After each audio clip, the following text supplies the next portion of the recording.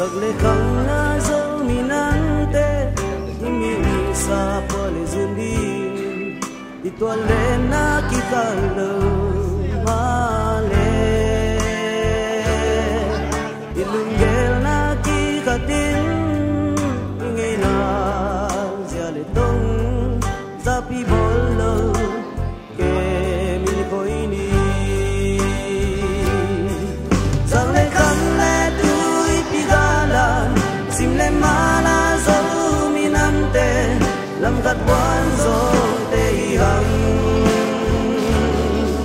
Yan nagkikalay ko'y kizom Yan natundu surat man Apyang tehin zo mitehi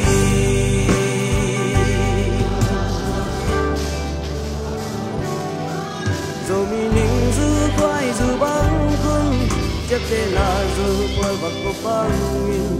Biển thì lại giống nhìn năm tê đi Yun na piyain zo minante Kang lo in Kodani Yung tuang mabang Pang konveni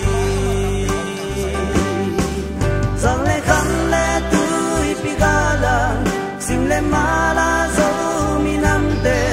Langkat buwan zo tehihang Yan nagkikalay ko'y kizom Yan natundu sungkapan Apyang tehin zo mitehi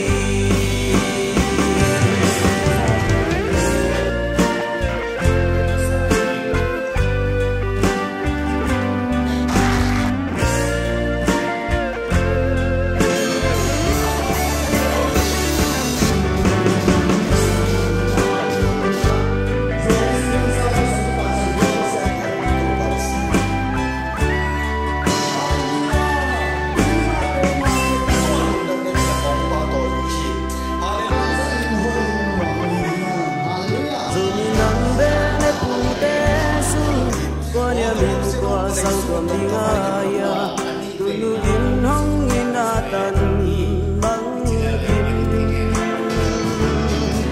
Lai zon mel mamang chang tele Kamang chang ni pangkite Hon ke din Nang lekei Sang le kang le tu'y pigalan Simle mala zo minamte Lamkat buwan zong tehihang Yan nagkikalay ko'y kizom Yan natundu sukat pan Apyang tehin zo mitehi Sang le kang le tu'y pigalan Simle mala zo minamte Lamkat buwan zong tehihang Yan nagkikalay ko'y kizom Yan natundu sungkat pan Apyang tehin zo mitehi